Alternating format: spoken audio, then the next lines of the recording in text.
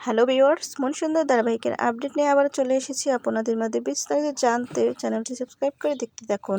আগের পর্বতে দেখতে পেয়েছিলেন নেহার, পুনম, রিঙ্কু তারা মন্দিরে গিয়েছিল। ওখানে গিয়ে রুচি তার মেয়েদের সাথে ফাজলামি করেছে রিঙ্কু। এর জন্যই নেহা রাগারাগি করতেছিল এবং বলছিল তুমি ওখানে কি করছিলে, কিন্তু কোনো মতেই স্বীকার করছে না আর ভয়ে দাঁড়িয়ে আছে। সেই মুহূর্তে তার পকেটে দেখতে পায় বাজি। তখন নেহার এটা নিয়ে বলে এটা কি, এটা বলে তাকে আরও বকতে থাকে। সেই মুহূর্তে পুনম চলে আসে এবং পুনম বলে বাচ্চা তো নেহার, আরও অনেক কথা বলে ওখান থেকে পুনম নিয়ে যায় ড্রেস চেঞ্জ করার জন্য। আর অন্যদিকে দেখা যায় রুচিতা তার মেয়েদের সাথে বসে আছে। তখনই কলিং বেল বাজে এবং খুলতে দেখে একটা মহিলা। তখন মহিলা বাচ্চাদের কথা বলে যে বাচ্চাদের তো খুব মিষ্টি, আরও অনেক কথাই বলতে থাকে। তখন নেহারের কথাও বলে আর ঋতুর মঙ্গলসূত্র সিঁদুরের কথা বললে তখন রুচিতা কোনো মতো কথা কাটিয়ে নেয় এবং ওখান থেকে সেই মহিলাটি চলে যায়। আর তারপর রুচিতা দরজা লাগিয়ে দেয়। সেই মুহূর্তে তার মেয়েরাও তাকে প্রশ্ন করতে থাকে।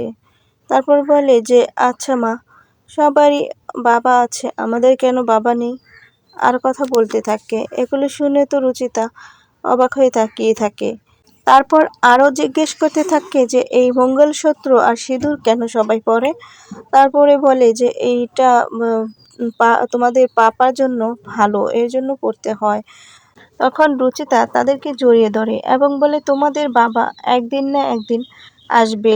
তারপর আরও অনেক কথাই বলতে থাকে। সেই মুহূর্তে অন্যদিকে দেখা যায় নেহারের বাবা অনেক রাগারাগি করছে এবং নেহার কেক অর্ডার দিয়েছিল কারণ আজকে রুচিতার বার্থডে। তো এটা নেহারের বাবা নিয়ে আসে আর অনেক রাগারাগি করে, বলে যে তুমি ধোঁকা দিয়েছো মেয়েটাকে, আরও অনেক কথাই বলতে থাকে। তারপর নেহারের হাতে কিছু টাকা দেয় এবং এটা রাখতে বলে আর প্রদীপকে দিতে বলে। তারপর আরও অনেকভাবে বাজেভাবে রাগারাগি করে ওখান থেকে নরেশ চলে যায় আর নেহার বলে ওকে স্যার।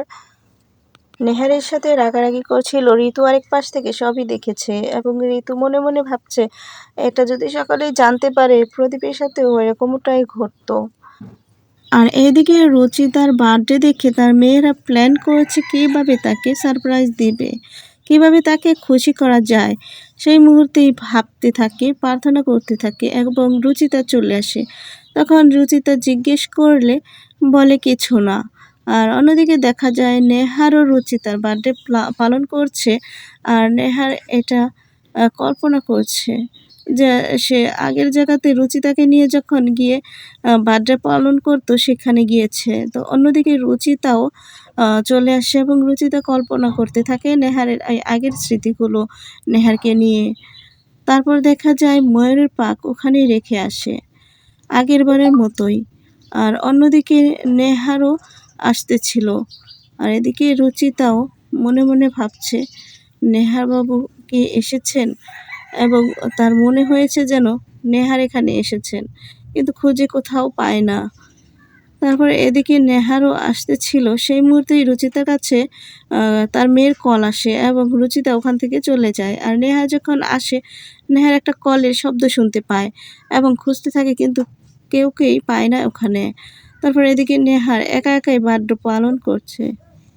যখনই কেকটা কাটে সেই মুহূর্তে ওই ময়ূরের পাকটা ওই কেকের উপরে পড়ে এবং এটা দেখতে পেয়ে রুচিতার কথা মনে পড়ে। রুচিতা এটা এখানে সবসময় বার্থডে সময় রেখে যেত।